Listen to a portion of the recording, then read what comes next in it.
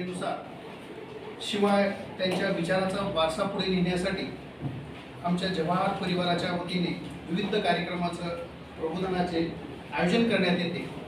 त्याचाच एक भाग म्हणून महात्मा ज्योतिराव फुले, डॉक्टर बाबासाहेब आंबेडकर यांची जयंती आणि राजश्री शाहू महाराज यांच्या स्मृती दिनाचं औचित्य साधून पुरोगामी महाराष्ट्र घडवण्यासाठी जवाहर महाविद्यालयाच्या वतीने फुले शाहू आंबेडकर व्याख्यानमालेचं आयोजन महाविद्यालयाच्या वतीने या ठिकाणी करण्यात आलेलं आहे। आज या व्याख्यानमालेचा दुसरा दिवस, दुसरं पुष्प गुंफण्यासाठी महात्मा बसवेश्वर महाविद्यालय समाजशास्त्र विभाग प्रमुख प्राध्यापक डॉक्टर श्रीकांतजी गायकवाड सर या ठिकाणी आज उपस्थित आहेत। त्यांचं मी महाविद्यालयाच्या वतीनं या ठिकाणी शब्दसुमनाने स्वागत करतो। आजच्या कार्यक्रमाचे अध्यक्ष स्थान आपल्या महाविद्यालयाचे प्राचार्य डॉक्टर उमाकांत चेलशेट्टी सरांनी स्वीकारावं अशी मी त्यांना विनंती करतो। आणि आजच्या या व्याख्यानमालेचे जे दुसरं पुष्प आहे ते छत्रपती राजश्री शाहू महाराज यांच्या प्रतिमेचं पूजन करून या ठिकाणी या कार्यक्रमाला सुरुवात करावी असं मी व्यासपीठावरील मान्यवरांना या ठिकाणी विनंती करतो।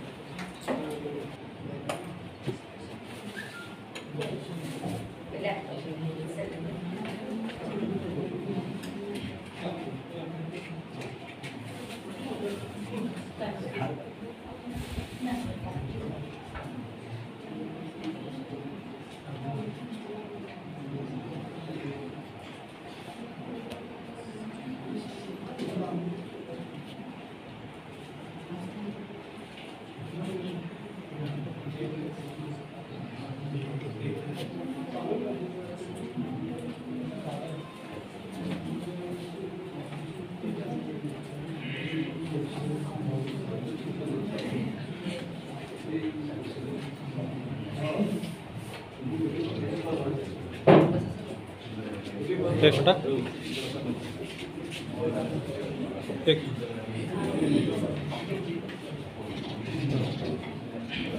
एक निवारण, अस्पृश्यता निवारण इत्यादीचे सुधारकर्ते म्हणून, पुरस्कर्ते म्हणून त्यांचा आपण उल्लेख या ठिकाणी करतो। बहुजन समाज शिकून शहाणपण आल्याशिवाय बहुजन समाज शिकून शहाणा झाल्याशिवाय त्याचं दारिद्र्य, अज्ञान आणि अंधश्रद्धा नष्ट होणार नाही हे जाणून शाहूंनी शिक्षणाची, विशेषतः प्राथमिक शिक्षणाचा प्रसारावर भर दिला आणि त्यांनी आपल्या संस्थानामध्ये प्राथमिक शिक्षण सक्तीचं आणि मोफत असा कायदा प्रथमतः त्यांनी आपल्या संस्थानामध्ये केला।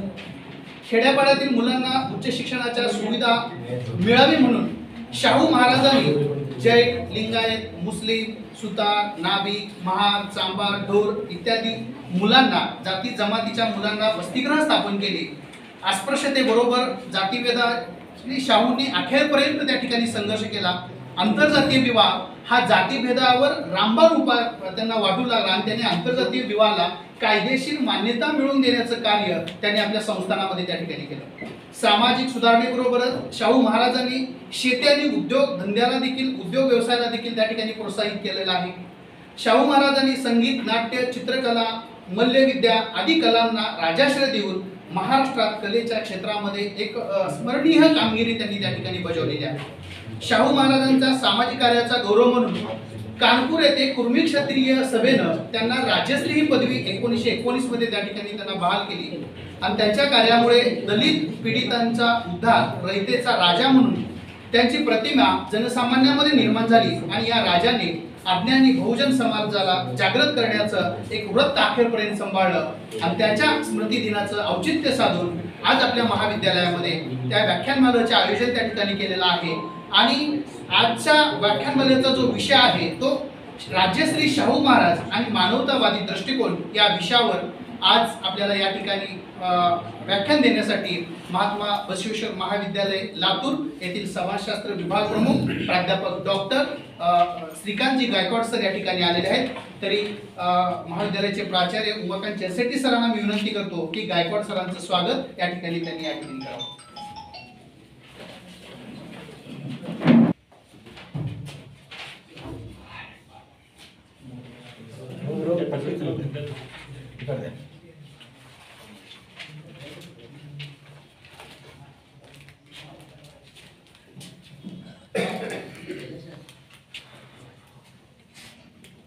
इकडं बघा.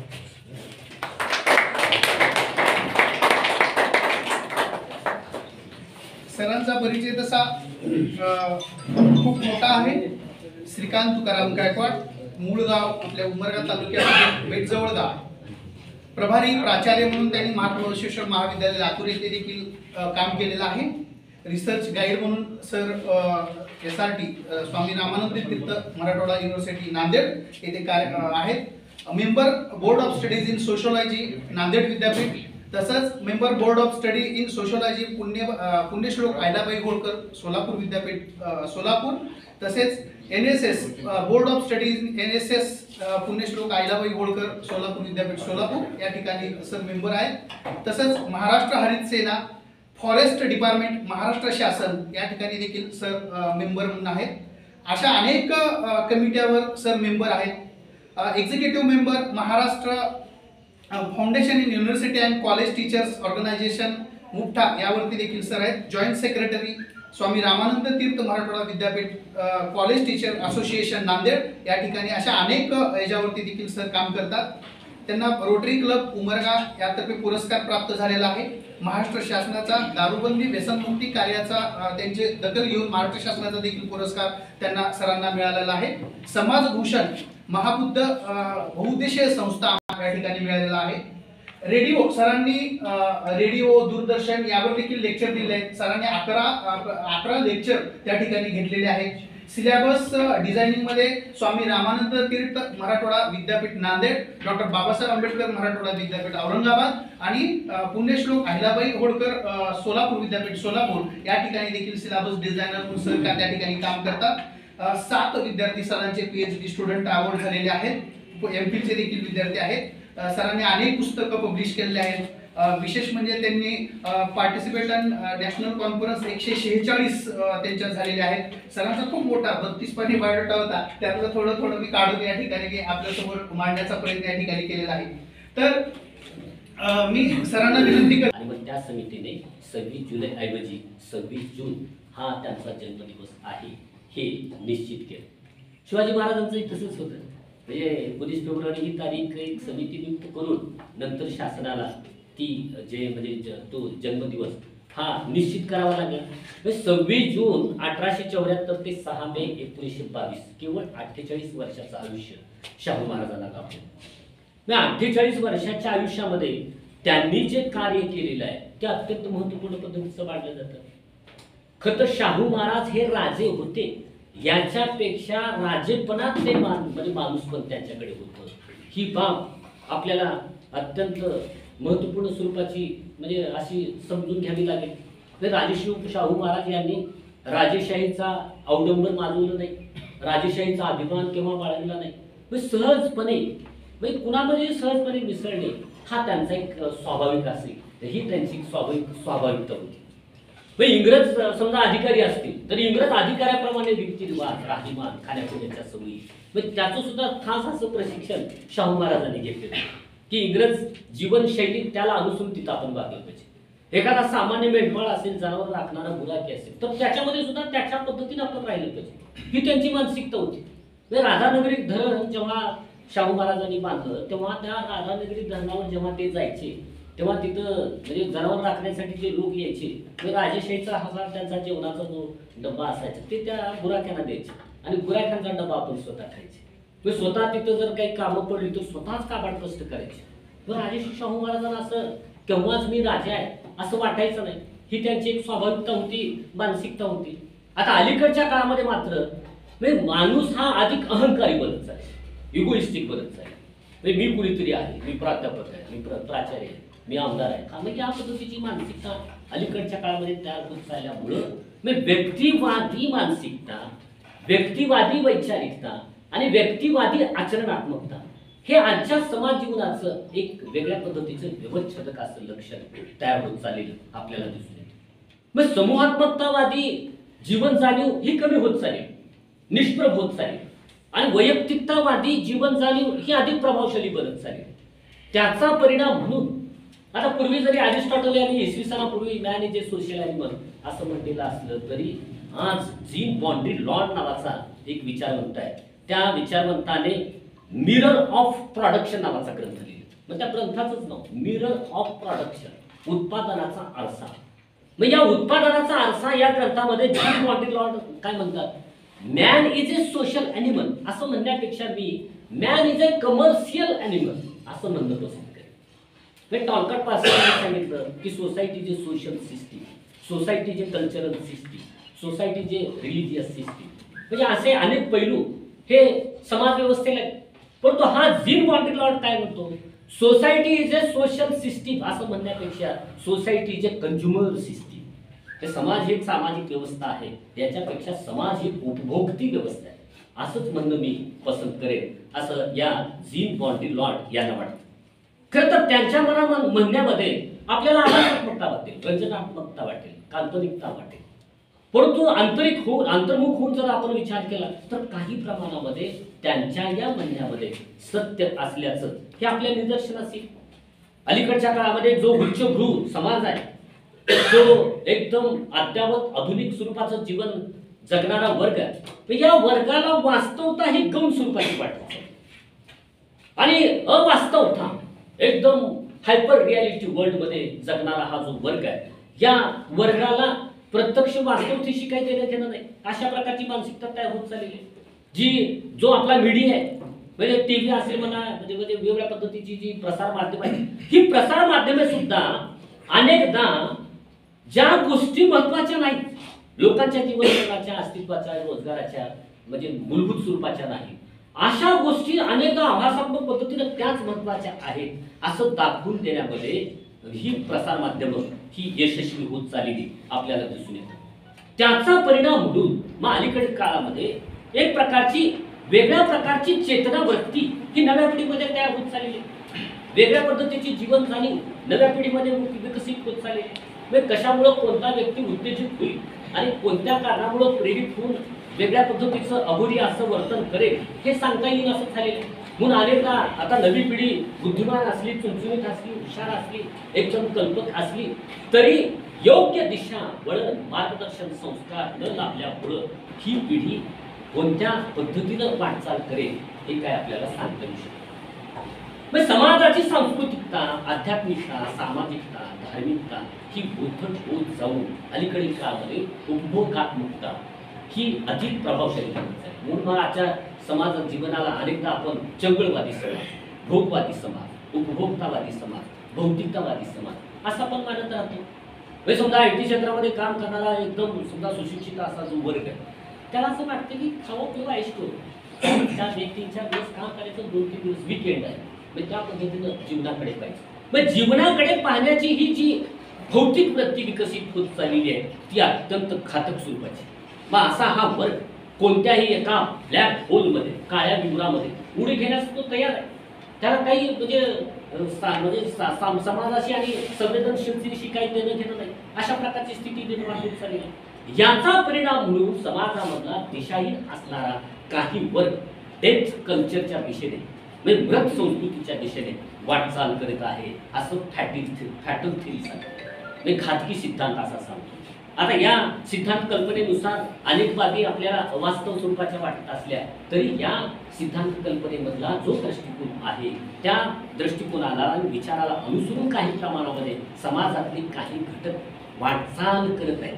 बिनबांधिलकीची वृत्ती काही घटकामध्ये विकसित होत चालली.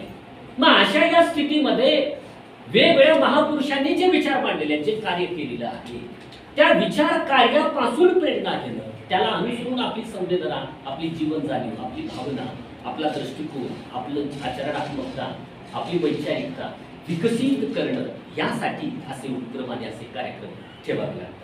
म्हणजे काय शाहू महाराज आमच्या गावी त्यांच्याबद्दल ऐकून काय महत्त्वपूर्ण त्यांच्याबद्दल आम्ही ऐकून जुनं असं आपण समजतो की महात्मा फुले पूर्णपणे आपल्याला पचलेले, पूर्णपणे माहितीच. पण या आयुर्भावामध्ये वागणारा जो वर्ग आहे त्या वर्गाच्या म्हणजे जाणीवेमध्ये म्हणजे बदल घडवून आणण्यासाठी आपल्याला जाणीवपूर्वक प्रयत्न करणं हे आवश्यक ठरतं. आपण शिक्षण क्षेत्रामध्ये वागवतो, आपलं ते कामच आहे. वेगवेगळ्या पातळीवर सातत्यानं कशा पद्धतीनं जनमत तयार करता येईल, जागृती करता येईल, विद्यार्थ्यांना म्हणजे संस्कारित करता येईल, या अनुषंगानं प्रयत्नशील राहणं हे शिक्षण व्यवस्थेचं मूलभूत स्वरूपाचं कार्यच ठरतं. आता साधा आपण शिक्षणाकडे पाहिलं तर भारतामध्ये काय अवस्था एकेकाळी इसवी सनापूर्वी शिक्षण सर्वांसाठी खुलं होतं. महिलांना शिक्षण होतं, सर्व जाती जमातीच्या लोकांना शिक्षण. मग मोहनजोदारो आणि हडप्पा तिथली संस्कृती प्रगती आपण पाहिली की आज सुद्धा वाटतं की त्या काळातला माणूस एवढा कसं काय प्रगत असू शकेल. परंतु ही अवस्था नंतर अशी का बदल केली. इसवी सन पूर्व पहिल्या शतकात किंवा दुसऱ्या शतकापर्यंत इसवी सन दुसरं शतक या 200-300 शतकामध्ये मनुस्मृती असेल, याज्ञवल्क्य स्मृती असेल, पाराशर स्मृती असेल, याच प्रकारच्या स्मृत्या संहिता ब्राह्मणाची आरंभते ही तयार करण्यात आली. आणि जे मूलभूत मानवतावादी जो धार्मिक विचार दृष्टिकोन होता त्याला छेद देण्यात आला. त्याचा परिणाम म्हणून मग या वेगवेगळ्या स्मृता संहितांमध्ये महिलांना शिक्षणापासून वंचित ठेवण्यात आलं. कनिष्ठ जाती जमातीमधील लोकांना शिक्षणापासून वंचित ठेवण्यात आलं. शिक्षण हा अधिकार काही उच्च मर्यादित मुठभर लोकांचा समाजात आला. त्याचा परिणाम म्हणून 3ऱ्या शतकापासून विशेषतः 11व्या शतकापर्यंत भारतीय समाजाच्या अधोगतीला अवनतीला सुरुवात झाली. म्हणजे 11व्या शतकातला कालखंड म्हणजे भारतीय समाजाच्या दृष्टिकोनातून अंधकारमय असा काळाकुट्ट कालखंड असं आपल्याला मानतो. म्हणजे 12व्या शतकात मोहम्मद घोरी गजनी वगैरे आले, दिल्लीची लूट करायला म्हणून आले आणि राज्यकर्ते तब्बल 500-700 वर्ष त्यांनी कारभार केला. 12व्या शतकात म्हणजे मोगली राजवटीला सुरुवात झाल्यामुळं काही प्रमाणामध्ये इथल्या यतदेशीय लोकांची अस्मिता जागृत होत गेली. त्याचा परिणाम म्हणून मग स्वतःचं स्वातंत्र्य, देशाचं स्वातंत्र्य, आपली संस्कृती याची जपणूक करण्याची जबाबदारी आपली आहे याची जाणीव निर्माण होण्यामधून मग 12व्या शतकामध्ये 13व्या शतकामध्ये संत ज्ञानेश्वरांनी ज्ञानेश्वरी हा ग्रंथ लिहिला. मराठीमध्ये ग्रंथ लिहिला की काही साधी सोपी बाब नाही. संस्कृत भाषा हीच देवभाषा आहे, हीच पवित्र भाषा आहे, हीच शुभ भाषा आहे, हीच धार्मिक भाषा आहे असं ज्या काळामध्ये मांडलं जात होतं त्या काळामध्ये संस्कृत भाषेशिवाय लोकांच्या बोली भाषेत लोकांना धर्मज्ञान समजलं पाहिजे. म्हणून ज्ञानेश्वरांनी जो ज्ञानेश्वरी हा ग्रंथ लिहिलेला आहे ती एक फार मोठी ऐतिहासिक क्रांतीच आपल्याला मानली आहे. संत ज्ञानेश्वर असतील, संत एकनाथ असतील, संत तुकाराम महाराज असतील, सावतामाळे असेल, गोरा कुंभार असेल, संत रविदास असतील, या वेगवेगळ्या संत महात्म्यांची मालिकाच 12व्या शतकापासून 18व्या शतकापर्यंत निर्माण होत गेली. 12व्या शतकामध्ये महात्मा बसवेश्वरांनी अत्यंत क्रांतिकारी आणि मूलभूत स्वरूपाचे विचार मांडले. त्या काळामध्ये बसवेश्वरांनी आंतरजाती विवाहाचं समर्थन केलं. अस्पृश्यता नष्ट करण्यासाठी नष्ट करणारी क्रांतिकारी भूमिका घेतली. त्याचा परिणाम म्हणून 12व्या शतकापासून 18व्या शतकापर्यंत आध्यात्मिक धार्मिक पातळीवरून का होईना, वैचारिक पातळीवरून का होईना समाजामध्ये समाज सुधारणेला अनुकूल अशी मानसिकता, सामुदायिक संवेदनशीलता विकसित होण्याला सुरुवात झाली. प्रत्यक्ष 18व्या शतकात मग इंग्रज आल्यानंतर मग मात्र समग्र भारतीय समाज जीवन तळापासून थोडून निघण्याला सुरुवात झाली. मूलभूत अशा स्थित्यंतराला, संक्रमणाला, परिवर्तनाला, बदलाला ही सुरुवात झाली. कायद्याचं राज्य अस्तित्वात, कायद्यासमोर सारे समान हे तत्व प्रस्थापित होण्याला सुरुवात झाली. सर्वप्रथम 1813ला चार्टर ऍक्ट द्वारे भारतामध्ये शिक्षण सर्वांसाठी खुलं करण्यात कायदा झाला. इंग्रजांच्या दृष्टिकोनानुसार त्यांनी तो कायदा केला. परंतु त्या कायद्याला अनुसरून काही वातावरण निर्मिती प्रत्यक्षात होऊ शकली का? अशी काही वातावरण निर्मितीच होऊ शकली. कलकत्त्यामध्ये किंवा मुंबईमध्ये काही ख्रिश्चन मिशनऱ्यांनी शाळा उघडण्याचा प्रयत्न केला. मग तिथं शाळेमध्ये जाणारे जो वर्ग होता तो उच्च म्हणजे स्तरातलाच होता. ज्याला आपण आजचं सार्वत्रिक शिक्षण म्हणतो तसं सार्वत्रिक शिक्षण पूर्वी अस्तित्वातच नव्हतं. म्हणजे 19व्या शतकात अस्तित्वातच नव्हतं तशा प्रकारचं शिक्षण. त्या काळामध्ये कुठे एखादा शिकलेला 7वी 8वीच्या म्हणजे शिकलेला एखादा व्यक्ती शिक्षक बनायचा. शिक्षक म्हणजे कसा शिक्षक? त्याला काय सरकारची पगार नव्हती, संस्थानिकाचा तनखा नव्हता. म्हणजे शिक्षक त्या काळामध्ये 4-2 पुस्तकं त्याची शिकल्यानंतर त्याची कामधंदा करण्याची सवय जायची आणि कामधंदा कसं करण्याची सवय, कष्ट करण्याची सवय मोडून गेल्यामुळं मग 4-2 मुलं घेऊन तो शिक्षण द्यायचा. त्यांच्याकडून मिळालेला दक्षिणा त्याच्यावरून तो आपला उदरनिर्वाह करायचा. मग त्या काळामध्ये म्हण होती, मागता येईना भीक तर पंतोजी बनायला शिक. म्हणजे भीक मागून काबाड कसं करून तुला जगता येत नसेल, भीक मागून खाण्याची, माधुकरी मागून खाण्याची लाज वाटत असेल तर 4-2 मुलांना शिकवायचं. मग खेड्यापाड्यामध्ये कुठेतरी एखाद्या मोठ्या गावामध्ये 4-2 मुलं शिकायला यायची त्यात पंतोजीकडे. मग शिकायला कशासाठी यायची? सावकारकीचा हिशोब ठेवता यावा, गावकीचं दप्तर सांभाळता यावं, म्हणजे किंवा धार्मिक विधी कर्मकांड करता यावं, हे पोथी पुराण वाचता यावं हिशोब ठेवता यावा, गावचं दप्तर म्हणजे अशा थातून मातून पद्धतीने मर्यादित हेतू समोर ठेवून 4-2 मुलं शिकायला जायची आणि जे शिक्षण दिलं जायचं ते बाळगोट पद्धतीने, पाठांतर पद्धतीने, आकडेमोड पद्धतीने, ठोकताळी आपली ठरलेली होती. त्याच्या पॅटर्नच्या बाहेर कुणी जायला तयार नाही. म्हणजे शिक्षण ज्याला आपण विचारशील विद्यार्थी बनला पाहिजे, कल्पनाशील विद्यार्थी बनला पाहिजे, संवेदनाशील विद्यार्थी बनला पाहिजे. मग या पद्धतीची संस्कारक्षम अशी पाठ्यपुस्तक अभ्यास रचना अध्यापन पद्धतीच अस्तित्वात नव्हती.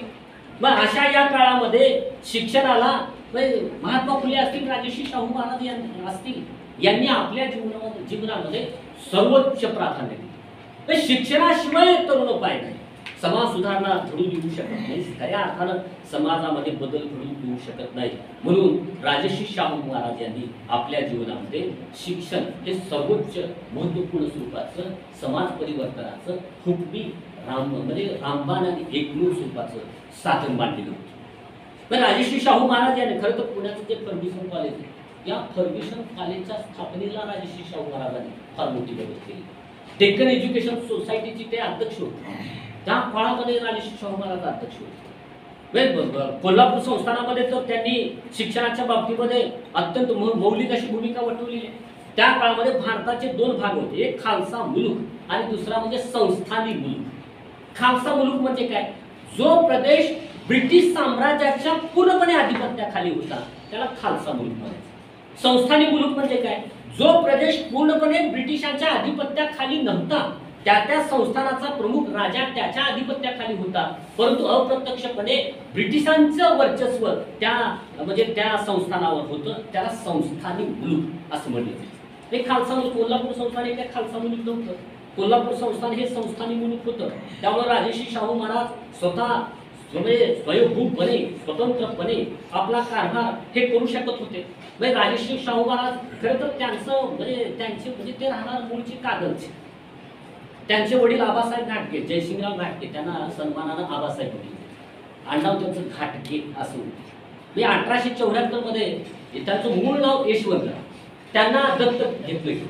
आणि दत्तक घेतल्यानंतर काय अवस्था होती? त्या एवढा मोठा राजमहाल, त्या राजमहालामध्ये 4 राण्या विधवा होत्या. मुलगा कुणाला, मुलगाही कुणाला, अशी अवस्था होती. वैधव्य तर त्या काळामध्ये इतकं होतं, रोगांच्या अनेक साथी होत्या. अशी काही आजच्यासारखी वैद्यकीय अशी प्रगती झालेली नव्हती. त्याचा परिणाम म्हणून मग प्लेगची साथ आली, कुठेतरी मलेरियाची साथ आली, कुठे नारूची साथ आली, अनेक लोक हे मरण पावायचे. लहानपणी विवाह होत असल्यामुळे अनेक मुली या विधवा बनायच्या. प्रत्येक कुटुंबामध्ये, संयुक्त कुटुंबामध्ये तरी एखादी मुलगी विधवाच आहे. मग या विधवा स्त्रीला सन्मानानं, स्वाभिमानानं 4-14 सारखं तुमच्यासारखं माझ्यासारखं हे जीवनच जगता येते. विधवा स्त्री झाली की तिचे चांगले कपडे काढून घ्यायचे, दारखाली काढून घ्यायचे, कुठेतरी आपलं जुनाट कपडे घालायची, कसं खायचं, उपवास तपास करायचा आणि अंधाऱ्यामध्ये घरामध्ये राहताना सुद्धा आपल्या सर्वात शेवटच्या आपल्या एखाद्या रूममध्ये राहायचं. शेवटी घर सकाळी लवकर बाहेर यायचं नाही, दोन टाकायचं नाही, या प्रकारची मानसिकता होती. विधवा स्त्रीनं छत्री वापरायचं नाही, पायात चपला घालायचं नाही, कुठल्याही कार्यक्रमाला उपस्थित राहायचं नाही. प्रचंड असा आनंदवीत छळ किंवा अपमानित जीवन, बहिष्कृत जीवन, एकाकीपणाचं जीवन या विधवा स्त्रीच्या वाट्याला यायचं. ते खंबून विषयाने उपवास आराधना करून ती मरण पावायची. तेव्हा ती मरण कुठं पुण्या कोपऱ्यात पडली हे सुद्धा घरातल्या लोकांना लक्षात यायचं. म्हणजे दुर्लक्षित अशी ही महिला होती. मग या महिलांना सुद्धा सन्मानाचा अधिकार मिळाला. शाहू महाराज म्हणजे शाहू महाराज 4थे राजे, मुलगा त्यांचा वयाच्या 21व्या वर्षी मरण पावला. तो नुकतंच लग्न झालेलं होतं आणि तो आपल्या शिकारीला निघाला. आणि मग तिथं शिकारीला निघाल्यानंतर नको त्या म्हणजे पटकन कुठल्याही घोड्यावरती बसले. मग बाजूला ते दुसरे ते घोड्यास्वार होते, ते म्हणाले राजेश त्या घोड्यावर तुम्ही बसू नका. त्याने ते ऐकलं नाही आणि घोडा एकदम नवखे हे असल्यामुळं घोडा एकदम उधळला आणि त्याच्यामध्येच ते पडले. त्याच्या मानेला मार लागला, इतका जबरदस्त मार लागला की त्याच्यात ते बेशुद्ध अवस्थेत गेले आणि पुन्हा ते काय जिवंतच होऊ शकले. किती उपचार केले तरी त्याला प्रतिसाद दिला. मग इंदुमती राणी साहेब त्यांची म्हणजे राजर्षी शाहू महाराज यांची सून, त्या सुनेला त्यांनी शिक्षण देण्याचा म्हणजे निर्णय घेतला आणि सोनतळीला स्वतंत्रपणे राजमहाल सोडून तिथं म्हणजे 4-5 शिक्षक नियुक्त केले आणि त्या सुनेला त्यांनी शिक्षण दिलं. त्या काळामध्ये त्यांनी अशा प्रकारचं धाडस केलं. म्हणजे अनेकांचा दृष्टिकोन इतका वाईट होता की तरुणीकाठी सून त्याला पुन्हा शिक्षण देणं वगैरे किंवा अनेक लोकांना ते अयोग्य वाटायचं. केशवपंत पद्धती हे सहजपणे ते पालन राजेशाहीतल्या शालीन आणि काय कुलीन घरंदाज घराण्यातल्या महिलेनं तर केशवपंत केलंच पाहिजे, या प्रकारची मानसिकता होती. त्याला राजश्री शाहू महाराज यांनी नकार दिला, त्याला राजश्री शाहू महाराज यांनी विरोध केला. शिवाजी महाराजांचं सुद्धा तसंच आहे. शिवाजी महाराजांनी अनेक युद्ध लढाया अमावशीच्या दिवशी सुरू केले.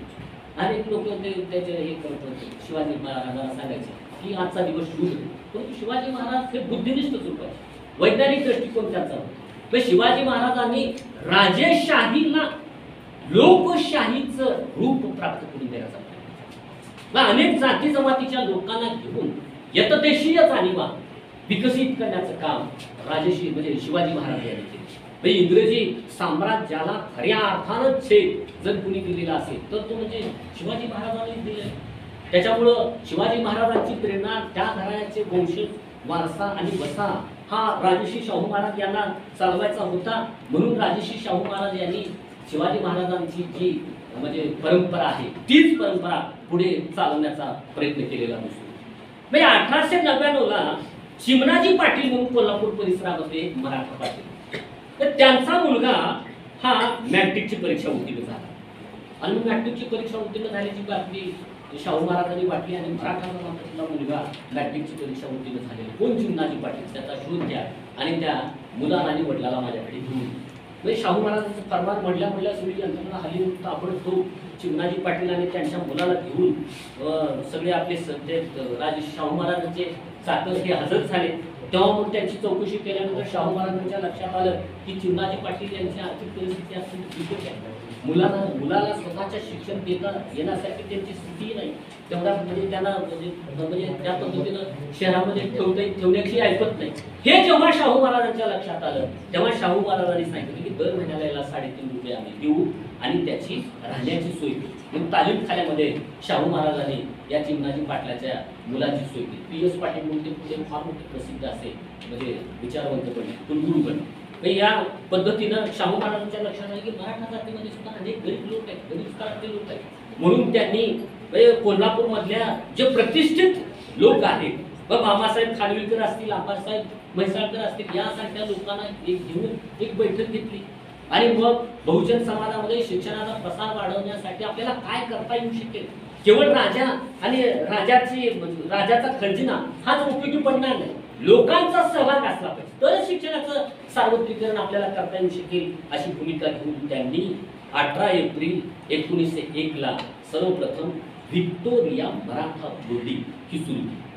मग हे बोर्डिंग सुरू केल्यानंतर मग त्यांच्या लक्षात आलं की समाजामध्ये अनेक स्तरातले लोक आहेत, त्या सर्व स्तरातल्या लोकांसाठी स्वतंत्रपणे आपण शैक्षणिक सेवा सुविधा वसतिगृहे आपण उपलब्ध केली पाहिजे. तशा प्रकारच्या सोयी आणि तशा प्रकारची यंत्रणा आपल्या संस्थानामध्ये उभी राहिली पाहिजे. म्हणून मग राजश्री शाहू महाराजांनी वीरशैव लिंगायत वसतिगृह असेल, दिगंबर जैन वसतिगृह असेल, मुस्लिम वसतिगृह असेल, अनेक प्रकारच्या बोर्डिंग सुरू करण्याचा सपाटाच लावला. प्रत्येक आपल्या संस्थानामध्ये प्रत्येक मोठ्या गावामध्ये वसतिगृह असते आणि मुलं शिकली पाहिजेत. म्हणून राजश्री शाहू महाराज यांनी त्या काळामध्ये आपल्या संस्थानामध्ये इतकं वसतिगृहाचं जाळं विणलं की त्याचा परिणाम म्हणून शिक्षणाच्या सार्वत्रिकरणाला सहजपणे सुरुवात होऊ शकते. त्या काळामध्ये ब्रिटिश पार्लमेंट म्हणजे मदर ऑफ पार्लमेंट म्हणून ओळखली जायची. संसदेची माता म्हणून ब्रिटिश पार्लमेंटचा उल्लेख केला जायचा. आणि अनेकदा लोक कोल्हापूर संस्थानामध्ये सगळ्या बोर्डिंग आहेत म्हणून कोल्हापूर संस्थान म्हणजे mother of boarding house, Kolhapur संस्थान म्हणजे वसतिगृहाची माता असा उल्लेख या कोल्हापूर संस्थानाचा करत असतो. राजश्री शाहू महाराजांना अशा बोर्डिंगची इतकं वेळ लागलेलं होतं की जिथे जिथं नाशिक असेल, अहमदनगर असेल, पंढरपूर असेल, नागपूर असेल तिथं वसतिगृह सुरू करण्यासाठी त्यांनी मदत केली. त्या काळामध्ये त्यांना असं वाटायचं की लंडनमध्ये आपण एखादं वसतिगृह सुरू केली पाहिजे. म्हणजे आपल्या देशातली मुलं जे लंडनला जातात त्यांच्यासाठी सुद्धा राहण्याची आणि जेवणाची सोय आपल्याला करता आली पाहिजे. त्यांच्या वसतिगृहामध्ये पी.सी. पाटील असतील, जे.पी. नाईक आपण नाव ऐकतो. जे.पी. नाईक म्हणजे फार मोठे शिक्षण तत्ववेत्ते आणि शिक्षण तत्व. 50 पुस्तके त्यांनी आपल्या एज्युकेशनच्या सिस्टीमवर म्हणजे अध्यापन पद्धती कशी असावी, अभ्यासक्रम कसा असावा याच्यावर त्यांनी लिहिले. मग जे.पी. नाईक असतील, पी.सी. पाटील असतील, ग.ल. ठोकळ असतील, बाळासाहेब देसाई असतील, मग यासारखे विद्यार्थी शाहू महाराजांनी सुरू केलेल्या वसतिगृहात घडलेले आहेत. त्या काळामध्ये मुंबईचे गव्हर्नर सर जॉर्ज क्लार्क नावाचे होते. या सर जॉर्ज क्लार्क यांची मुलगी व्हायोलेट व्हायोलेट यांनी म्हणजे आपल्या म्हणजे व्हायोलेटला म्हणजे नृत्याची कला तिला होती, तिची आवड होती, छंद होती. तर या नृत्याच्या प्रोग्राम मधून मिळालेले 5,000 रुपये त्या व्हायोलेट क्लार्क यांनी राजश्री शाहू महाराज यांना दिले आणि सांगितलं हे मुलींच्या वसतिगृहासाठी हे पैसे उपयोग करा. म्हणून त्यांनी त्या व्हायोलेट क्लार्क नावाच्या म्हणजे क्लार्क नावानंच एक वसतिगृह सुरू केलं आणि त्या वसतिगृहामध्ये खास फक्त मुलींची सोय करण्यात आली. कृष्णाजी लक्ष्मण मोरे नावाचे एक म्हणजे आपण नाव ऐकून असाल, कोल्हापूरचे ते खासदार होते. 1952 खासदार होते, 1962 खासदार होते. ह्या कृष्णाजी लक्ष्मण मोरे एक लहान मुलगा मातंग असतो. त्याला असं वाटलं की आपण शिक्षण घ्यावं. घरची प्रचंड गरिबी आणि हलाखीची अशी दयनीय स्थिती होती. हा कृष्णाजी लक्ष्मण मोरे लहान मुलगा तो रजपूतवाडी कॅम्पला जेव्हा शाहू महाराज 1920च्या दरम्यान त्या कॅम्पला होते तेव्हा तो लहान मुलगा गेला आणि मग राजाची ही बैठक सकाळी सकाळी अनेक पद्धतीचे तंटबकडे सोडवण्याची पद्धती, अनेक तक्रारी, लोकांच्या भूमिका घ्यावे लागलेले प्रशासकीय स्वरूपाचे निर्णय याच्यामध्ये राजे हे गुंग होते. हा छोटा मुलगा सतत राजाची नजर माझ्याकडे केव्हा पडेल या मानसिकतेमध्ये आणि भावनिकतेमध्ये होता. संपूर्ण बोलणं चालणं बैठक झाल्यानंतर मग राजाची नजर जेव्हा या कृष्णाजी लक्ष्मण मोरे यांच्याकडे पडली तेव्हा काय रे म्हणून त्यांनी पहाडी असा आवाज जोरात मोरे मग जोरात त्यांनी सहज बोलणं हेच जोरात होत. मग तो एकदम घाबरून गेला आणि एकदम असा अस्वस्थ होऊन रडायला लागला. तो म्हणाले काय तुला पाहिजे? शाहू महाराज म्हणाले, तो म्हणाला मला शाळा शिकायची, मी मागायचा. घाबरत तो म्हणाला उद्या आहे. शाहू महाराजांचं असं होतं की पटकन माणसं त्यांना ओळखत नाही. प्रसंग अवधान इतकं होतं की ताबडतोब निर्णय घ्यायचे. 2च वाक्यात ते म्हणाले उद्या आहे. मग तो मुलगा उद्या आला, त्याच ठिकाणी आला. मग शाहू महाराजांचं हे सगळं लगबगीनं सकाळची वेळ होती, हे सर्व कामकाज चालू होतं. मुलाकडे काही शाहू महाराजांचं लक्ष गेलंच नाही. सर्व बैठक संपली आणि मग शाहू महाराजांचं लक्ष त्या मुलाकडे गेलं आणि मग मुलाकडे लक्ष गेल्यानंतर शाहू महाराज ह्या फोर्डची गाडी होती, फोर्ड कार आणि गाड्या होत्या पण फोर्डची उघडी म्हणजे उघडी म्हणजे असं टप वगैरे वरती असं नव्हतं, अशी गाडी. त्या गाडीमध्ये शाहू महाराज कोल्हापूर संस्थानामध्ये शहरामध्ये असताना फिरायचे आणि मग त्या गाडीमध्ये शाहू महाराज बसले आणि बसताना त्यांनी त्या आरबशहाला सांगितलं आरबशा त्या मुलाला गाडीमध्ये घे. मुलाला वाटलं की शाहू महाराजांचं माझ्याकडे लक्षच नाही, पण लक्ष द्यायचं शाहू महाराजांच्याकडे त्या मुलाकडे होतं. आणि उठल्यानंतर फक्त आरबशाला त्यांनी सर त्या मुलाला गाडीत. तो मुलगा पाठीमागे बसला आणि त्या गाडीमध्ये केसाळ म्हणजे याचा पुत्र असायचा. तो मुलगा घाबरून गेला की केसाळ एवढा असा पुत्र आहे, पण तो पुत्रा कुणालाच चालत नव्हता. इतका दिपकाळ होता की ते पाहताच भीती वाटायची. मग तिथं त्या मुलाला घाबरत तो मुलगा जीव मुठीत धरून त्या गाडीमध्ये पुत्र्याच्या जवळ बसला आणि गाडी वळली आणि त्या लिंबाळकर जे होते ते वसतिगृह चालवणारे त्यांच्याकडे गेली. पण लिंबाळकरला लगेच शाहू महाराजांनी रस्त्यावर उभा म्हणजे त्या गाडीमधूनच अरे लिंबाळकर इकडे, लगेच लिंबाळकर धावत पळत आले आणि मग त्याला सांगितलं या मुलाला इथं पूर्णपणे शिक्षण दे आणि हुजूर ट्रेझरीमधून त्या मुलाचा शैक्षणिक खर्च कर. बघा एकदा त्याने आदेश दिला, तो मुलगा शिकत राहिला आणि त्या म्हणजे जीवनामध्ये एखादी घटना कशी कलाटणी देते आणि माणसाचं आयुष्य उभं करते याचं उदाहरण म्हणजे हा कृष्णाजी लक्ष्मण मोरे. व तो शिक्षण घेतला. पुढे 1952 जेव्हा पहिली लोकसभेची सार्वत्रिक निवडणूक झाली त्या निवडणुकीमध्ये ते निवडून खासदार झाले. 1962 ते खासदार झाले. म्हणजे शिक्षणामधून अशी अनेक माणसं घडवण्याचं काम राजश्री शाहू महाराज यांनी केले. 1917 राजश्री शाहू महाराज यांनी प्राथमिक शिक्षण सक्तीचं व मोफत केलं. 30 सप्टेंबर 1917 त्यांनी असा करवीर नगरीमध्ये फतवा काढला आणि जे पालक आपल्या मुलांना शाळेत पाठवणार नाही त्यांना दंड आकारला अशी भूमिका आहे. मग अनेक लोक म्हणाले पालकांना दोन भटाचे पैसे तरी लोकांना भीती वाटली पाहिजे, आपण कायद्यात्मक तरतूद करूया. तशा पद्धतीने लोकांना काहीतरी लेखी नोटीस देणं, गाजावाजा करणं या प्रकारे आपण प्रयत्न केले तरच कायद्याच्या बडग्याशिवाय आणि भीतीशिवाय गरीब माणूस हा आपली मुलं शाळेत पाठवणारच नाही. म्हणून राजश्री शाहू महाराज यांनी आला ज्याला आपण एबीसी म्हणतो, ही एबीसीची सुरुवात शाहू महाराजांनी. अगोदर शिक्षणासाठी आपल्याला शैक्षणिक शुल्क द्यावं लागायचं. शाहू महाराजांनी ती सुद्धा ऐपत अनेकांची नाही म्हणून त्या मुलांना उलट शैक्षणिक शुल्क देण्याऐवजी आम्हीच त्यांना काही प्रमाणात मदत करू अशा प्रकारची भूमिका घेतली. त्या काळामध्ये राजाराम कॉलेजला फार मोठी ऐतिहासिक परंपरा आहे. या राजाराम कॉलेजची म्हणजे ह्या उच्च शिक्षण देणारं हे कॉलेज, मग त्या कॉलेज म्हणजे पुण्यानंतर मुंबई, पुण्यानंतर कोल्हापूर हे शिक्षणाच्या बाबतीमध्ये सरस आणि आघाडीवरचा परिसर शहर हे मानलं जातं. मग राजर्षी शाहू महाराज यांनी हे कॉलेज उभं करताना या कॉलेजला परमनंट संलग्नता मिळावी म्हणून प्रयत्न केले. परंतु मुंबई विद्यापीठाने 1922 पर्यंत 6 मे 1922 शाहू महाराजांचं निधन झालं. त्या 1922 पर्यंत संलग्न म्हणजे कायमस्वरूपी अखिलेशनच दिलं नाही. पण एवढीच लोकांची पाहण्याची मानसिकता, जो उच्च वर्ग होता, जो इलाइट क्लास होता, या इलाइट क्लासला शिक्षणाचं सार्वत्रिकरण व्हावं असं वाटतच नव्हतं. म्हणजे लॉर्ड मेकॅलो यांनी फिल्टर्ड थेरी भारतामध्ये लागू केली पाहिजे अशी भूमिका आहे.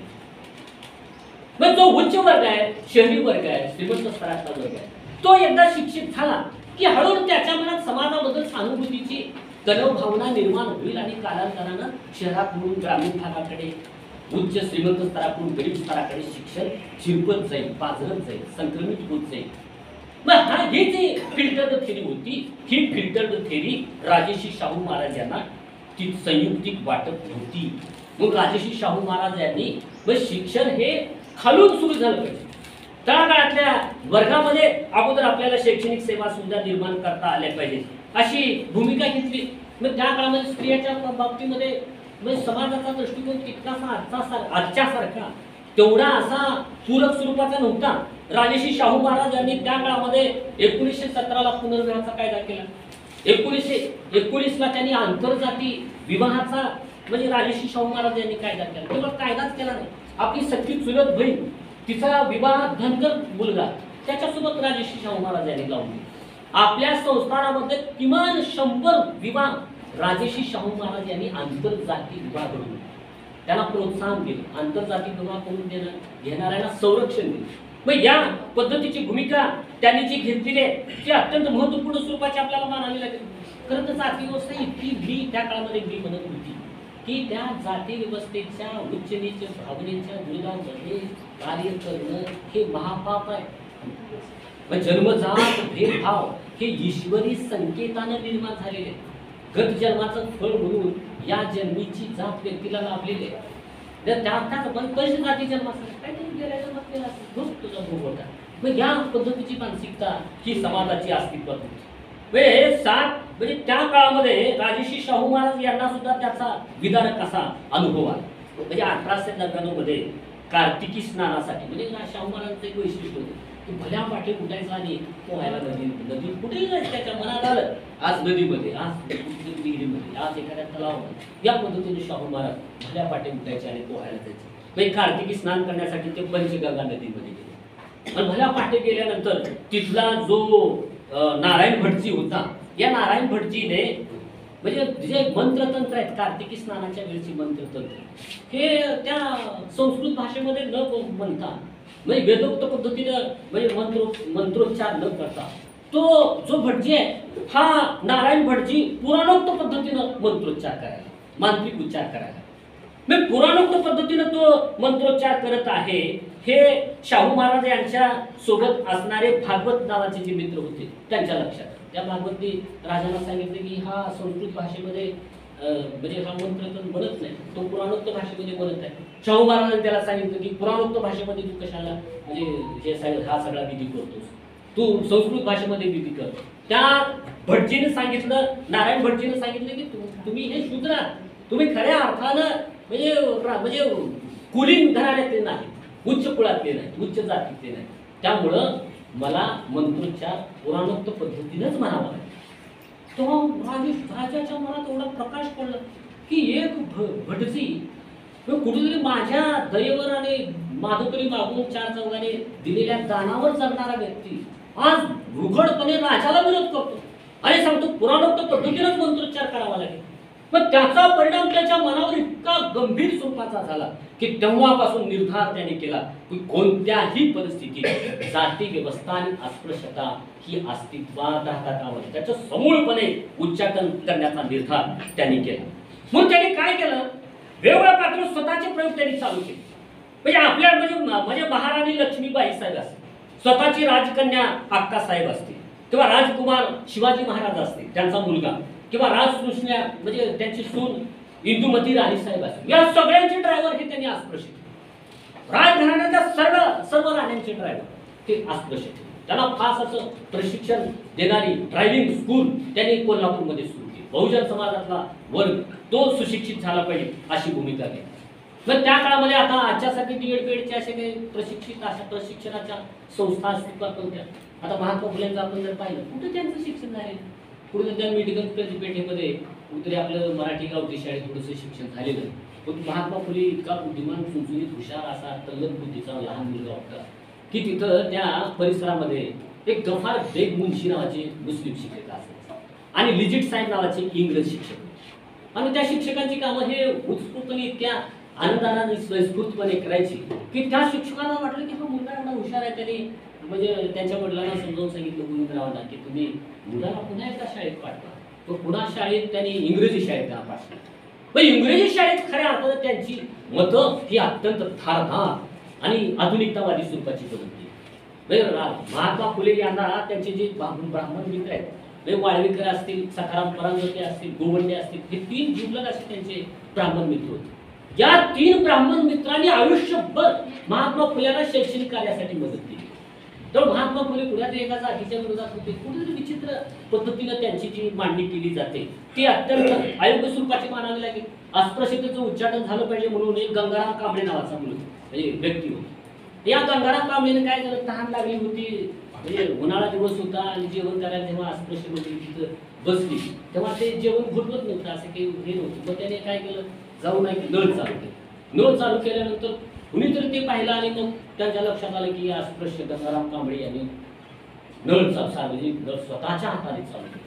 लगेच ते वनव्यासारखी बातमी आणि ते न्यूज हे समजली, तो प्रसंग वाऱ्यासारखा पसरला. लगेच समोर लोकांनी येऊन इतकं बेदम मारहाण त्या गंगाराम कांबळेची केली की जणू पाठच त्यांची सोडून काढली. शाहू महाराज दिल्लीला गेले होते. आल्यानंतर गंगाराम कांबळे त्यांनी निर्धार केला की शाहू महाराजांना आपण ही घटना सांगायची. त्यांनी जाऊन स्वतःची पाठ दाखवली. तेव्हा शाहू महाराजांची माथं इतकं फडकली, म्हणजे इतके फडकले की कोण यांना मारहाण केलेल्या सर्व लोकांना इथे आणि सर्व लोकांना घेऊन आले. तर राजाने असं मारायला सुरुवात केली. तो राजा दिफाड त्यांचा हात हिगलत पडला. तो सगळे घाबरून गचकून गेले आणि मग जशाच तसे या राग त्यांना स्वतःलाच अनावर झालेला होता. आणि मग त्यांनी फरमान काढलं की सार्वजनिक पाणवटे, सार्वजनिक देहरी म्हणजे नळ कुठेही जातीयतेचं पालन करता कामा, अस्पृश्यतेचं पालन करता कामा. जे कोणी या पद्धतीने अस्पृश्यतेचं पालन करतील त्यांना फौजदारी पद्धतीचा गुन्हा समजून कडक अशा प्रकारची शिक्षा ही केली जाईल. ही शिक्षेची त्यांनी तो एक भीती आणि बचत निर्माण व्हावा म्हणून त्यांनी जाणीवपूर्वक या गंगाराम कांबळेला टाउन हॉलचा जो परिसर आहे कोल्हापूरमधला, त्या टाउन हॉलच्या परिसरामध्ये एक हॉटेल टाकून दिलं. त्या गंगाराम कांबळेने सुद्धा त्या हॉटेलचं नाव काय ठेवलं, सत्य सुधारक हॉटेल. सत्य सुधारक हॉटेल म्हणजे महात्मा फुले यांनी सत्यशोधक समाज, सत्य सुधारक. महात्मा फुले स्वतःला सत्य सुधारक असं म्हणायचं. सत्य म्हणजे काय, सत्याची त्यांची कल्पना गुणवत्ताची आणि चमत्कारिकपणाची. मी सांगतो तेच सत्य, कुणीतरी सांगतो तो तेच प्रमाणभूत मानणं असं नव्हती. हे सत्य म्हणजे तुम्हाला जे वाटतं, जे पटतं, भावतं, अनुभवता येतं ते मलाही अनुभवता आलं पाहिजे, मलाही पटलं पाहिजे. तुम्हाला भूत रात्री दिसलं, मलाही दिसलं पाहिजे ना, त्याला सत्य म्हणता येईल ना. तर सगळ्यांना जर भूत दिसत असेल पण भूत आहे, ही सत्य घटना आहे, ही वास्तवता आहे, हे मान्य करावं लागेल. एकट्याला दिसत असेल तरी आपल्याला सत्य म्हणता येतं. मग महात्मा फुलेंनी सार्वजनिक सत्यधर्म असा शब्द प्रयोग, स्वतःच्या धर्माचं नावाविधान हे त्यांनी केलेलं होतं. या गंगाराम कांबळेने टाउन हॉलच्या परिसरामध्ये जे काही सत्य सुधारक हॉटेल टाकलेलं होतं तेव्हा हा गंगाराम कांबळे त्या काळामध्ये थोडासा शिकलेला होता आणि मग इंग्रजाकडे बटलर म्हणून तो काम करायचा. अनेक अस्पृश्य लोक इंग्रजाकडे बटलर म्हणून कामाला होते. महात्मा फुलेंची मावशी सुद्धा बटलर होता. महात्मा फुलेंना घडवण्यामध्ये सगुणाबाई त्यांची मावशी तिचा फार मोठा वाटा आहे. त्या सगुणाबाईच्या आधुनिकतावादी विचार आचार दृष्टिकोनाच्या प्रभावातून महात्मा फुले घडले. मग ह्या बटलरी थाटामध्ये हा गंगाराम कांबळे एकदम पांढरे शुभ्र स्वच्छ असे कपडे घालायचे आणि भगवा पेठा बांधायचे. गुणी माणूस कुठला मामदार माणूस आहे असं पाहताच वाटावं. या थाटामध्ये हा गंगाराम कांबळे राहायचा. आम्ही शाहू महाराज सुद्धा मग त्या कोल्हापूरमधून त्या रस्त्यानं जाणार असले की अगोदरच त्यांचा तो कुणीतरी एखादा जाऊन राजे या रस्त्याने येणार आहे त्याची कल्पना गंगाराम कांबळेला द्यायचा. मग गंगाराम कांबळेचा ते दिसलं की शाहू महाराज, अरे गंगाराम चहा घेऊन मोठी अशी आरळी सोडायची. लगेच गंगाराम आपलं अभिमानात, राजा मला चहाला बोलवतं, या थाटात भरपूर चहा घेऊन यायचं. लगेच ते चहाची कप भरली जायची. जे कोणी दिवाणजी, सरदार, आमिर, उमरा जे कोणी असायचे त्यांना ना विलाजास्तव राजाच्या समोर चहा प्यावा लागायचा. कसं तरी घोट आपलं मन घट्ट करून ते पेनं हे त्यांना भाग होतं ना. अशा पद्धतीनं अस्पृश्यतेच्या विरोधामध्ये त्यांनी प्रत्यक्ष गतिशील स्वरूपाची भूमिका, वास्तववादी स्वरूपाची भूमिका घेतली. हे डॉक्टर बाबासाहेब आंबेडकर शाहू महाराजांचं वैशिष्ट्य काय होतं, मुंबईला ते गेले की पन्हाळा लॉज म्हणून ठरले. त्या पन्हाळा लॉजवर ते राहायचे. म्हणजे अगोदरच त्यांची व्यवस्था त्या पद्धतीने तिथे केली जायची. आणि मग पन्हाळा लॉजवर राहिल्यानंतर आंबेडकर PhD झाल्याची बातमी त्यांच्या वाचला. अरे कोण आंबेडकर, लगेच त्यांच्या डोक्यात प्रकाश पडला. अरे म्हणजे मानगावच्या परिषदेमध्ये ते आंबेडकर. मग त्यांनी लगेच ताबडतोब आंबेडकर कुठे राहतात याचा शोध घ्यायचं प्रमाण सोडलं. लगेच शोध घेण्यात आला. मग आंबेडकर परळ दादर वगैरे परळ आहे का, त्या परळमध्ये सिमेंट चाळीमध्ये आंबेडकर राहायचे. सिमेंटची चाळ आपली झोपडपट्टी बघा, घर जायला रस्ता नको. मग राजाचा रथ म्हणजे पन्हाळा लॉजवर तिथं म्हणजे राजा जाताना अगोदर तिथं रथ असायचं. म्हणजे राजे जाणार आहेत मुंबईला म्हणजे तिथं रथ असायचं. मग राजे रेल्वे जरी गेले तर त्या रथामधून तिथं मुंबईमध्ये ते फिरायचे. मग राजाचा रोज जेव्हा त्या परळमध्ये सिमेंट चाळीत यायला लागला तेव्हा लोक सगळे यात्रेसाठी उभा टाकले. कोण असा रथ आहे काय, शाहू महाराज म्हणतात. सगळ्या म्हणजे तिथं गडबड सुरू झाली. म्हणजे आंबेडकर हे दुसऱ्या मजल्यावर, छोटीच आपलं घर परंतु दुसऱ्या मजल्यावर ते आंबेडकर त्या रूममध्ये राहायचे. आंबेडकरांनी पाहिलं तर राजाच आपल्याकडे येत आहे. धावत पळत गडबडीमध्ये आंबेडकर जेव्हा त्यांना भेटायला आले, राजाला जेव्हा मुजरा करायला लागले तेव्हा राजेच आंबेडकरांना मुजरा करायला. हा प्रसंग म्हणजे इतका अद्भुत आणि म्हणजे इतका अलौकिक पद्धतीचा होता की आंबेडकर बहिवरून गेले की राजे मला म्हणजे मुजरा करत आहे. तेव्हा राजे आले, पडकडून आंबेडकरांना मिठी मारली आणि सांगितलं की तुम्ही आता PhD झाला, एवढी मोठी विद्वान तुम्ही आहात, माझ्या कोल्हापूरला एकदा या. म्हणजे आंबेडकर म्हणजे शाहू महाराजांचं निवांतपणे त्यांनी गप्पा टप्पा मारल्या, चहा पाणी झालं. आणि मग डॉक्टर बाबासाहेब आंबेडकर त्यांनी सांगितलं की कोल्हापूरला येतो. कोल्हापूरला जेव्हा डॉक्टर बाबासाहेब आंबेडकर रेल्वेनं आले तेव्हा त्या आंबेडकरांचं जंगी कोल्हापूर नगरीमध्ये स्वागत करण्यात आलं. राजाने स्वतःचा रथ आंबेडकरांना पाठवला. त्या रथामध्ये म्हणजे आंबेडकर उतरल्यानंतर घरघरी बादली फेटा बांधून त्यांचा सत्कार करण्यात आला.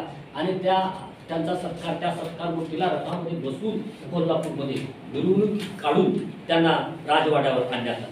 मग सोनतळी येथे त्यांचे एक वैशिष्ट्य होते की प्रमुख एखादा महत्वाचा पाहुणा आला की सोनतळीला त्यांचं स्नेहभोजन असायचं. व सोनतळी येथे त्यांनी खास असं स्नेहभोजन आयोजित केलं आणि डॉक्टर बाबासाहेब आंबेडकरांना सांगितलं तुम्हाला जे कार्य करायचं त्या कार्यासाठी पूर्णपणे मदत द्यायला आपण तयार आहोत. त्या अनुषंगानं काही सूचना असतील, काही मार्गदर्शन असतील, त्या पद्धतीने वेळोवेळी तुम्ही करत चला. म्हणजे आंबेडकर आणि म्हणजे राजर्षी शाहू महाराज इतकं त्यांचं घनिष्ठ आणि अतूट असं मैत्रीचं नातं होतं की राजर्षी शाहू महाराज यांना कधी मी राजा असल्याचं वाटलं नाही. आंबेडकरांना मी कधी आधी विद्वान आहे असं कधी वाटलं. अत्यंत मैत्रीपूर्ण स्वरूपाचे संबंध त्यांच्यामध्ये अविरतपणे राहिले. म्हणजे ज्याला आपण महारवतन म्हणतो ते राजर्षी शाहू महाराजांनी महारवतन पद्धती 1918 मध्ये कायद्याला अनुसरून म्हणजे कायदा तयार करून त्यांनी महारवतन पद्धती निरस्त केली. मानगावची परिषद तर आपल्याला माहिती आहे. 20 मार्च 1920 ला जेव्हा मानगाव येथे कोल्हापूरच्या अलीकडे जे मानगाव गाव आहे तिथं बहिष्कृत समाजाची परिषद संपन्न झाली. आंबेडकरांचं वय 28 वर्ष. त्या परिषदेला म्हणजे राजर्षी शाहू महाराज उपस्थित राहिले आणि राजर्षी शाहू महाराज बोलता बोलता म्हणाले, माझी मनोदेवता मला सांगते एक ना एक दिवस डॉक्टर बाबासाहेब आंबेडकर केवळ राष्ट्राचेच नेते नव्हे तर अखिल मानव जातीचे नेते होते. बघा त्या काळात वयाच्या म्हणजे आंबेडकरांचं 28 वर्षाचं वय होतं. मग त्यांच्याबद्दलचं भाकीत व्यक्त करताना राजर्षी शाहू महाराज यांनी सांगितलेलं होतं की डॉक्टर बाबासाहेब आंबेडकर हे केवळ दलितांचेच नाही, केवळ राष्ट्रीय नेतेच नाही तर अखिल मानव जातीचे नेते होते. त्यांच्या या बोलण्यामध्ये किती दूरदृष्टीपणा होता हे आपल्या लक्षात येते. मग अनेक भटक्या विमुक्त जाती जमाती होत्या, त्यांच्याकडे पाहण्याचा दृष्टिकोन मुळात समाजाचा इतका म्हणजे चुकी म्हणजे इतका असा म्हणजे अयोग्य पद्धतीचा होता, नकारात्मक स्वरूपाचा होता की एखादा पारधी दिसला म्हणजे हा चोरच आहे हे ठामपणे लोकांच्या लक्षात येतं. त्याला कुणी काम शेतात एखादा सद्गुणी पारधी असला तरी काम कुणी शेतामध्ये लावायला तयार होतं, द्यायला तयार होतं. मग या पद्धतीची अवस्था होती. मग अनेक या भटका जमातीच्या लोकांना पोलीस स्टेशन मध्ये जाऊन दररोज हजेरी द्यावी लागली. दररोज उपस्थित राहावं लागायचं.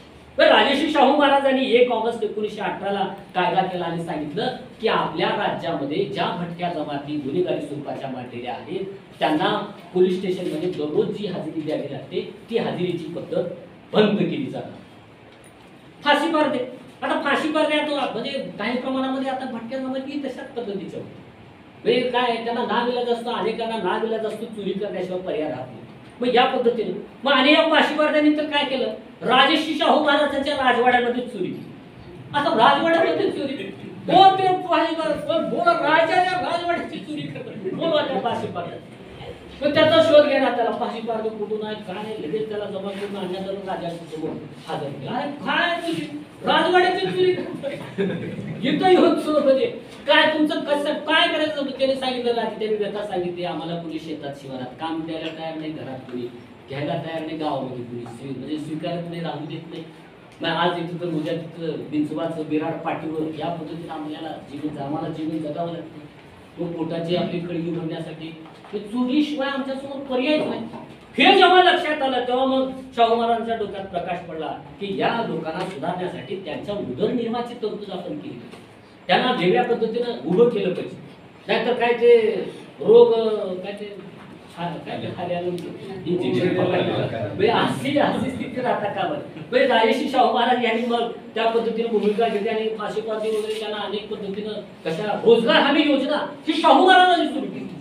तुम्हाला ज्यांना काम रोजगार करायचा ना आम्ही रोजगार हमी योजना ही या म्हणजे जे गुन्हेगारी जमाती आहेत त्यांना गुन्हेगारीपासून परावृत्त करण्यासाठी शेतकरी तुम्हाला रोजगार लावत नसेल, कुणी कामाला धंद्याला कुणी ठेवत नसेल, आम्ही रोजगार संस्थानाच्या वतीनं रोजगार. मग त्या रोजगार हमीची त्यांनी सुरुवात केली. 10-5 माणसं तुम्ही एकत्र आलात आम्ही तुम्हाला काम. मग शेततळी असतील, छोटे मोठे तलाव असतील, रस्ते असतील, यासारखी कामं या भटक्या विमुक्त जमाती जातीमध्ये जे कोणी काम करायला तयार असतील या सगळ्या कष्टकऱ्याकडून कामं करून घेण्याला त्यांनी प्राधान्य दिलं. म्हणजे त्या काळामध्ये राजर्षी शाहू महाराज यांनी शेतीच्या संदर्भामध्ये सुद्धा फार मोठं काम केलेलं आहे. अनेक समाज सुधारक त्या काळामध्ये केवळ म्हणजे सामाजिक सांस्कृतिक धार्मिक पातळीवरच सुधारणा झाली पाहिजे अशा प्रकारची भूमिका घेणारे होते राजर्षी शाहू महाराज यांनी. म्हणजे राधानगरी धरण आपण ऐकून, महाराणी लक्ष्मीबाई धरण आपण ऐकून, किंवा भोगावती धरण ऐकून, ही मोठी महाकाय अशी धरणं त्या काळामध्ये राजर्षी शाहू महाराज यांच्या कल्पनेतून साकार झालेली. स्वतः राजर्षी शाहू महाराज राधानगरी धरण एकदा काय झालं, त्या राधानगरी धरण जे आता त्या काळामध्ये मशिनरी असेल समजा ती मशिनरीच आढळली तळ्यात त्या धरणामध्ये. 10-5 माणसं झाली ती काही मशिनरी उचलायला असतात. शाहू महाराज म्हणाले काय तुमच्या जागी लगेच शाहू महाराज काय धिप्पाड व्यक्तीमध्ये 4-2 माणसाची कामं स्वतःच करणारी असतात. तेव्हा महाराजांनी ते यंत्र असं उचलून एकट्यानेच असं पुढं ढकलण्यामध्ये यशस्वी झाले. पण सगळे लोक आवाज झाले की माझ्याजवळ एवढी शक्ती आहे, एवढी ताकद आहे. मग या पद्धतीनं स्वतः ते राधानगरी धरणामध्ये राबायचे काम करायचे. मग त्या काळामध्ये पाटील की कुलकर्णी की असे काही चौगुली की वगैरे होते. मग त्या गावची दप्तर की त्यांनी सांभाळायची आणि त्यांना इनामी जमिनी द्यायची. आणि मग त्या इनामी जमिनीवर हे कुलकर्णी पाटील चौगुले ऐशारामामध्ये जीवन जगायचे. राजर्षी शाहू महाराज यांनी इनामी पद्धती बंद केली आणि पगारी चाकर नियुक्त करण्याला सुरुवात केली. पगारी तलाठी गावची तुम्हाला महसुलीचा रेकॉर्ड ठेवायचा ना, तुम्हाला म्हणजे संस्थानामधून रोख रक्कम दिली, त्या रोख रक्कमेवर तुम्ही काम करायचं. तुम्हाला असे काही इनामी जमिनी आणि जहागिरी दिली जाणार. इनामी जमिनी आणि जहागिरी सरंजामी जी पद्धती होती ती पद्धती शाहू महाराजांनी बंद केली. म्हणजे शाहू महाराजांचं व्यक्तिमत्वच असं पहिले चौफेर स्वरूपाचं होतं. मर्यादित आणि संकुचित दिशा आणि कटमुंडूक गतीनं ते आयुष्यामध्ये जीवनच जगले नाही. पण त्यांचं जीवन जगण्याची पद्धती ही अधिक उत्साही, अधिक प्रेरक, अधिक वास्तववादी आणि अधिक प्रासंगिक स्वरूपाची. जिथं जाईल तिथं ते मिक्सअप करायचे आणि सहजपणे ती वास्तवता समजून घेऊन निर्णय घ्यायचे. अनेक पहिलवान म्हणजे कोल्हापूर, सांगली, सातारा म्हणजे पहिलवानाचा परिसर असा पण म्हणतात. हा परिसर राजर्षी शाहू महाराज यांच्या प्रेरणेतून साकार झाले. दिवाप्पा धनगर नावाचा पैलवान असेल, शिवाप्पा बेरड जातीतला शिवाप्पा तो पैलवान असेल, पांडू भोसले, पण अनेक जाती जमातीमधले जे कोणी मल्लविद्या असेल, ज्यांच्याकडे शरीर यष्टी असेल, ज्यांच्याकडे छंद आणि आवड असेल, अशा लोकांना घडवण्याचं, अशा पैलवानांना घडवण्याचं काम, पोचण्याचं काम शाहू महाराजांनी केलं. म्हणजे त्या कोल्हापूरमध्ये जवळजवळ 100 तालमी होते. एका शहरात 100 तालमीमध्ये असे खुराक बदामाची पोतेच. पण ज्यांना जो खुराक पाहिजे तो मनसोक्त खा आणि जेवढा म्हणजे काय ते शारीरिक म्हणजे व्यायाम करायचा तेवढा तुम्ही व्यायाम करा. पण या पद्धतीने प्रशिक्षित ट्रेंड असे ज्याला आपण त्या पैलवानाचे जे हे असतात शिक्षक काय ते तालीम वस्ताद असे वस्ताद त्यांनी नियुक्त केले होते. शाहू महाराज हेच एक स्वतः निष्णात असे वस्ताद होते. त्यांच्या मनात आलं की कुणीही तालमीमध्ये जायचे कोण इतका मोठा पैलवान आहे चांगल्या पद्धतीने कुस्ती खेळायची एक शाहू महाराज त्याच्यासोबत कुस्ती खेळायचे. जिथं त्याच्या मनात आली कुस्ती खेळायची नाही त्या म्हणजे कुस्तीच्या आखाड्यामध्ये सुद्धा ते म्हणजे कुस्ती स्वतःच उतरायचे आणि स्वतःच कुस्ती खेळायचे. मग अशा पद्धतीने त्यांचा स्वभाव हा मर्दानी स्वरूपाचा होता आणि त्या पद्धतीने ते वागायचे. शिकार करणं हा तर त्यांचा छंदच होता. शिकार करणं एकदा तो वाघ असे का त्या ह्याला ऐकायला तयार तो जो कोणी पालन पोषण सांभाळ करणार त्याचा शाहू महाराजांना त्या मी त्याला वाटलो. शाहू महाराज गेले आणि तो वाघाचा जबडाच त्याने असा भरला इकडचा इकडचा लोक सगळे घाबरून गेले. शाहू महाराज डायरेक्ट गेले वाघाचं. मग त्यांच्याकडे असं कुठल्या प्राण्याला कसं नमवायचं ही त्यांच्याकडे कला होती. हे त्यांच्याकडे त्याला ते मानसशास्त्र त्यांना समजायचं. हे काय म्हणजे हे मानसशास्त्र त्यांना समजायचं. मग या पद्धतीची त्याची मानसिकता होती. अनेकदा ते आपले सिंह किंवा ते आपले वाघ वगैरे असं सोबत घेऊन मोकळेच फिरायचे. त्याला काय साखळी लोकून बांधलेलं नव्हतं. ज्या पद्धतीनं ते या शिकारी प्राण्यांना सुद्धा सांभाळत असत व त्यांना म्हणजे नाट्यकलेची त्यांना आवड होती. कोल्हापूरमध्ये त्यांनी पॅलेस थिएटर नावाचं थिएटर बांधलं. 1902 ला जेव्हा राजर्षी शाहू महाराज इंग्लंडला गेले होते ते इंग्लंडला गेल्यानंतर तिथली संस्कृती तिथली जीवनशैली तिथली समजा बंधुत्ववादी लोकांची मानसिकता आणि आचरणात्मकता याचा प्रभाव त्यांच्या म्हणजे शाहू महाराजांवर इतका पडला की त्याच्यामधून त्यांनी इथं म्हणजे 2000 म्हणजे 1902 नंतर इंग्लंडहून जेव्हा ते इथं आले तेव्हा समग्र समाज जीवनामध्ये जे म्हणून आधुनिक आहे जे म्हणून नाविन्यपूर्ण त्याचा स्वीकार त्या पद्धतीने यंत्रणा आणि व्यवस्था आपल्याला उभी करता आली पाहिजे असा त्यांनी ध्यासच घेतला. पॅलेस थिएटर नावाचं त्या काळामध्ये नाट्यगृह बांधणं जे लोक म्हणजे कलावंत आहेत नाट्य कलावंत आहेत त्या नाट्यवर कलावंतांना राजाश्रय देणं आणि मग त्याला अनुसरून मग जनतेमध्ये नाट्याबद्दलची आवड निर्माण करणं नाट्य चळवळ उभी करणं. मग त्याच्यासाठी सुद्धा शाहू महाराजांनी प्रेरणा दिलेली आपल्याला दिसते. चित्रकला असते आनंदराव पेंटर हा एक प्रसिद्ध पेंटर होते. त्याला घडवण्याचं काम मग शाहू महाराजांनी केलं. अनेक तबलावादक असतील तबलापटू असतील म्हणजे अनेक लोक या कलाकारांना राजाश्रय देण्याचं काम शाहू महाराजांनी केलं. त्यामुळे कोल्हापूर म्हणजे कलापूर म्हणून ओळखलं. कलापूर म्हणजे काय वेगवेगळ्या कलावंतांना आश्रय देणारी नगरी आणि आश्रय देणारं शहर म्हणून कोल्हापूर नगरीकडे पाहिलं जातं. त्या काळामध्ये राजर्षी शाहू महाराज यांनी Shri Shahu spinning and weaving मिलची स्थापना केली. पहिली मिल आहे सार्वजनिकरित्या उभी राहणार कोल्हापूरमध्ये. 17 सप्टेंबर 1909 ला ही Shri Shahu spinning and weaving mill ही शाहू महाराजांनी स्थापना केली. मग शेतकऱ्यांना रोजगार मिळाला. कृषी उत्पादनावर आधारित प्रक्रियायुक्त उद्योगधंदे उभे राहिले असं त्यांना वाटायचं. लातूर आपलं लातूर आता लातूर जी आपली सुतमिल आहे त्या सुतमिलसाठी प्रसिद्ध. त्या सुतमिलला अगोदर वायर मिल म्हणायचं. वायर मिल म्हणजे काय लाईटचं वायरवर चालली वायर मिल. मग लातूरची ओळख वायर मिल असलेली म्हणजे ज्या पद्धतीनं लातूरची ओळख होती. मग ही spinning mill Shri Shahu spinning mill Shahu महाराजांनी उभी केली. त्या काळामध्ये शाहू महाराजांनी स्वतंत्र अशी बाजारपेठ शाहूपुरी बाजार त्याच्यासाठी खास अशी जागा जी खरेदी केली आणि शाहूपुरी बाजारपेठेचा बृहत आराखडा तयार करून ही बाजारपेठ भारतामध्ये या शाहूपुरी व्यापारपेठेमधील गुळाची बाजारपेठ ही प्रसिद्ध स्वरूपाची. त्या काळामध्ये 1895 ला शाहू महाराज यांनी ही शाहूपुरी व्यापारपेठ ही उभी केलेली होती. राजर्षी शाहू महाराज यांचं शैक्षणिक कार्य असेल धार्मिक कार्य असेल सामाजिक कार्य असेल वेगवेगळ्या पातळीवर त्यांनी जे कार्य केलेलं आहे ते अत्यंत आधुनिकतावादी बुद्धिनिष्ठ प्रगमनशील आणि मानवतावादी स्वरूपाचे. आता मानवतावाद उदारमतवाद असे शब्द प्रयोग जरी त्या काळामध्ये वापरले जात नव्हते तरी शाहू महाराजांनी अत्यंत निष्ठेनं आणि आत्मीयतेने लोकशाहीवादी कारभार आणि व्यवस्था उभी करण्याचं काम केलं. तर राजेशाहीला लोकशाहीचं रूप प्राप्त करून देण्यामध्ये राजर्षी शाहू महाराज यांचा वाटा अत्यंत मौलिक स्वरूपाचा ठरतो. म्हणून त्या काळामध्ये कानपूरला कुर्मी क्षत्रिय समाजाने एक परिषद आयोजित केली होती. या कुर्मी क्षत्रिय समाजाने आयोजित केलेल्या परिषदेमध्ये त्यांना राजर्षी ही पदवी देण्यात आली. शाहू महाराज, शाहू महाराजांचा जो दृष्टिकोन आहे तो अत्यंत आधुनिकतावादी प्रगमनशील स्वरूपाचा ठरतो. त्यांच्या विचार कार्याला अनुसरून योग्य पद्धतीने समाजामध्ये जाणीवजागृती घडून येणं, समाजामध्ये बदल परिवर्तन घडून येणं हे आवश्यक ठरतं. ती प्रेरणा नव्या पिढीला मिळावी म्हणून आपण महापुरुषांच्या जयंत्या या पद्धतीचे कार्यक्रम उपक्रम आयोजित करतो. त्यांच्या विचार कार्यापासून आपण ही प्रेरणा घेऊया. निदान त्यांच्या पद्धतीने आपल्याला वागता येत नसलं तरी आचरणात्मक पातळीवर, भावनिक पातळीवर आपल्याला काही प्रमाणात का होईना त्या अनुषंगाने वाटचाल करता येऊ शकेल का याचा निर्णय आपण घेऊया. या पद्धतीनं आपली मानसिकता तयार व्हावी ही अपेक्षा व्यक्त करते आणि धन्यवाद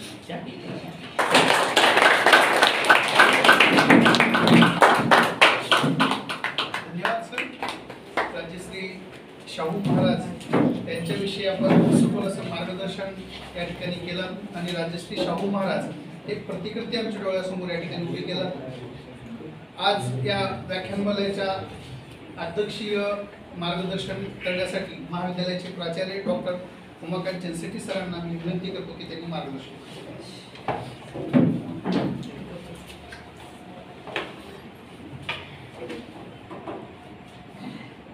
शाहू फुले आंबेडकर या व्याख्यानमालेतील दुसरं पुष्पगुच्छ घेण्यासाठी आलेले वक्ते प्राध्यापक डॉक्टर श्रीकांत गायकवाड सर, महात्मा बसवेश्वर महाविद्यालयातील समाजशास्त्र विभागाचे विभाग प्रमुख, आपल्या महाविद्यालयातील IQACचे कोऑर्डिनेटर, संयोजक, सर्व प्राध्यापक बंधू भगिनी आणि विद्यार्थी बंधू भगिनी, आतापर्यंत जवळपास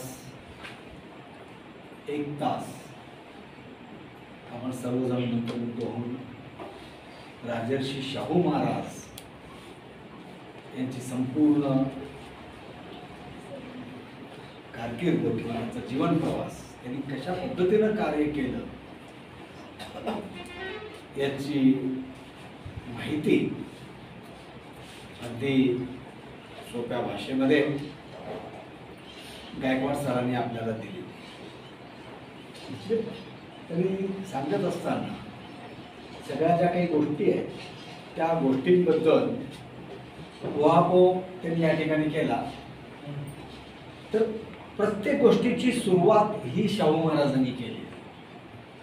मग ते विधवा पुनर्वसनाचं असेल, विधवा सन्मानाचं असेल, शिक्षणाचं सार्वत्रिकरण असेल, रोजगार हमी योजना असेल, म्हणजे अशा सगळ्या गोष्टी ज्या ज्या म्हणून समाज सुधारण्याच्या आहेत तर त्या सर्व शाहू महाराजांनी सुरुवात केली. म्हणून हे आपलं समाज सुधारक, कारण शाहू महाराजांच्या ते राजे जरी असले तरी राजा म्हणून त्यांनी कधी वागलेले नाही. म्हणजे त्या गंगाराम कांबळेच्या हॉटेलवरती सवर्ण लोक कोणी जात नव्हते, तर तिथं हे स्वतः जाऊन त्या हळकुटीवर बसून तिथं चहा प्यायला सुरुवात केली की त्याच्या पाठीमागचा उद्देश हा होता की त्या निमित्तानं इतर लोक त्या ठिकाणी यावे. अशा सगळ्या गोष्टींचा उल्लेख त्यांनी या ठिकाणी खूप चांगल्या पद्धतीनं करून दिलेलं आहे. तर तेव्हा मी अधिक न वाढता त्या मानसिकतेमध्ये की आपण शाहू महाराजांना आपण डोळ्यासमोर आणू लागलोय. गायकवाड सरांनी जे जे सांगितलं ते सगळं आपण व्हिज्युअलाइज करत आहोत. तर तेव्हा मी या ठिकाणी थांबतो. आपण त्यांचं पुन्हा ऐकावं आणि शाहू महाराजांवरचा जो काही समग्र वाङ्मय आहे तो देखील आपण अभ्यासावा की फुले, शाहू आणि आंबेडकर ही 3 दैवत अशी आहे की या समाजाला सर्व कर्मकांडापासून दूर नेऊन एक सुधारणावादी, एक चांगला समाज, नवनिर्मिती, नवसमाज घडवण्यासाठी ज्यांनी प्रेरणा दिली या अशा महान विभूतींचं स्मरण आपण दररोज नित्य नेमाने करावं अशा पद्धतीचा एक आशय मी या ठिकाणी व्यक्त करतो आणि मी माझा अध्यक्ष समारोप करतो. धन्यवाद सर. आज या व्याख्यानमालेचं दुसरं पुष्प होतं आणि या कार्यक्रमाचं आभार प्रदर्शन कांबळे सरांनी करावं अशी मी त्यांना विनंती करतो. गाडी आपण 15 एप्रिलला आहे. हो हो ते याच्या अगोदर मी तुम्हाला फोन करतो.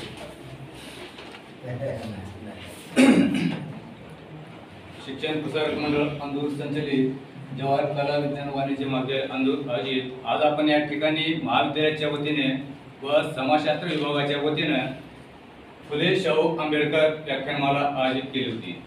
काल या व्याख्यानमालेचे पहिले पुष्प आयोजित केले होते. कालच्या व्याख्यानमालेसाठी प्रमुख वक्ते म्हणून आपणास रोडेसर लावले होते. तर आज दुसरे पुष्प गुंफण्यासाठी आपले महात्मा बसवेश्वर महाविद्यालय लातूर येथील समाजशास्त्राचे युवा प्रमुख प्राध्यापक डॉक्टर श्रीकांत गायकवाड सर हे या ठिकाणी उपस्थित आहेत.